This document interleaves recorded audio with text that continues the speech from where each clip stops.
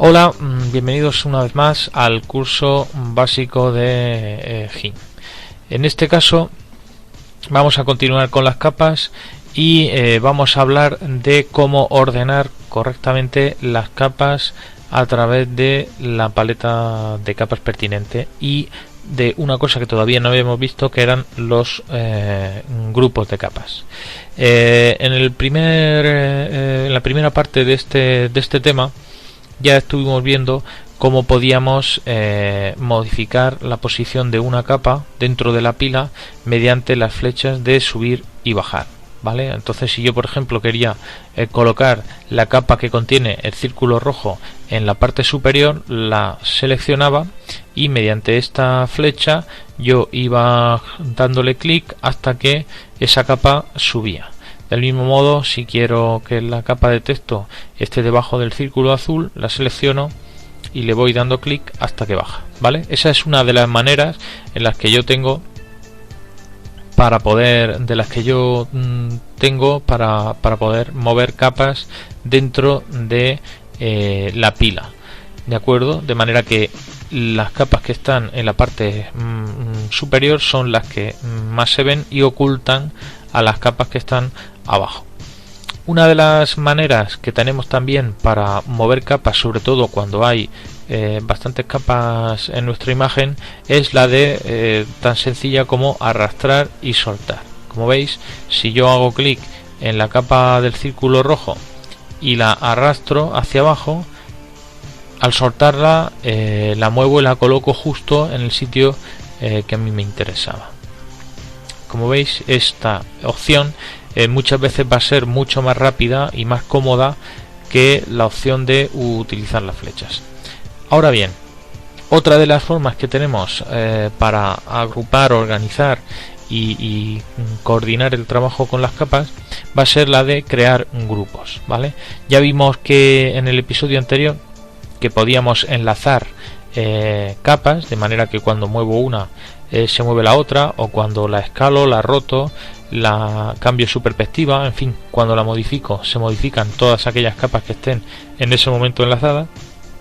Pues bien, hay una manera mucho más intuitiva y un poco más cómoda de organizarnos con las capas. Sobre todo ahora mismo estamos empezando y tal vez no le veáis cierta complejidad a todo el tema de utilizar el enlace de capas o utilizar los grupos de capas, pero ya veréis que a poco que el número de capas de nuestra imagen crece, es altamente conveniente poder tener esas capas organizadas de una manera lo más intuitiva y cómoda posible para nuestro trabajo. Entonces, ¿cómo se crea un grupo de capas? Pues utilizando el botón a tal efecto que hay dentro de la paleta de capas. En este caso le haríamos clic y lo que se nos crea, como vemos aquí, es un grupo de capas. ¿Qué es realmente un grupo de capas? Pues un grupo de capas sería como una especie de carpeta en la que yo meto aquellas capas que me interesa tener agrupadas por alguna razón. Por ejemplo, imaginaos que yo quiero tener dentro de este grupo de capas la capa del círculo rojo y azul juntas, ¿vale?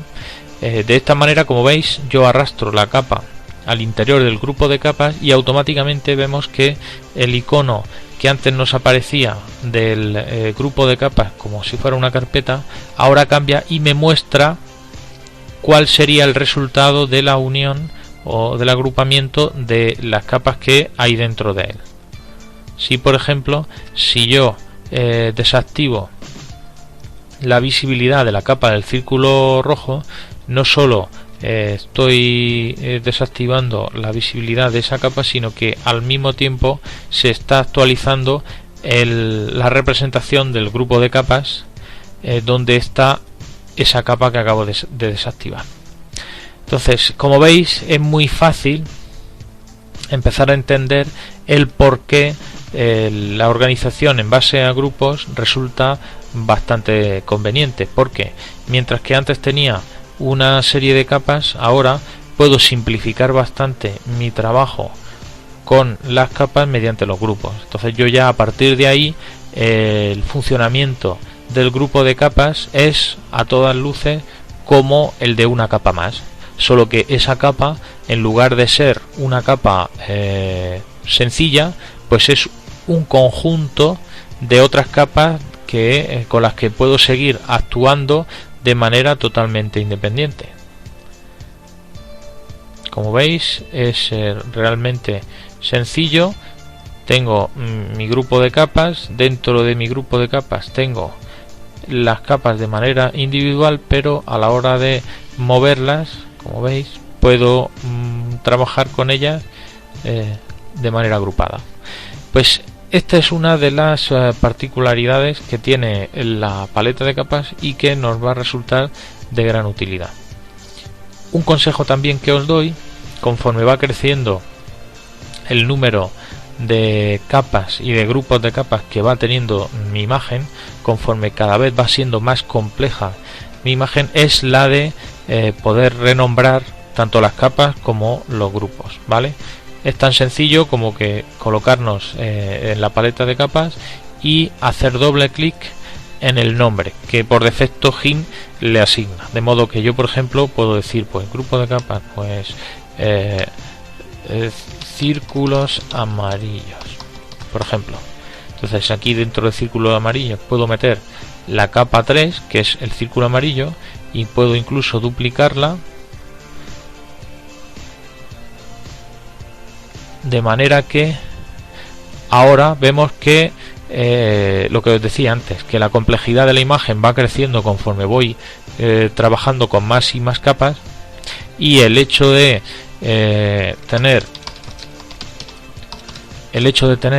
grupos de capas me puede venir muy bien a la hora de organizarme con este tipo de imágenes que son más o menos complejas por el número de capas que contiene. Del mismo modo, como habéis podido ver antes, no solo puedo tener grupos de capas, sino que puedo tener grupos de capas dentro de otros grupos de capas. Es como a lo que estamos más o menos acostumbrados en los archivos y las carpetas de nuestro ordenador. Es decir, tengo mis archivos en mi disco duro organizados en base a carpetas que puedo ir anidando unas con otras, de manera que al final lo que tengo es una estructura de archivos ordenada y que me resulta útil y cómoda a la hora de encontrar un determinado archivo. Entonces, como os decía, a la hora de trabajar con grupos de capas, esto nos va a ser de mucha utilidad porque nos permite crear una jerarquía de elementos dentro de nuestra imagen y nos permite organizarnos el trabajo de una manera muchísimo más cómoda.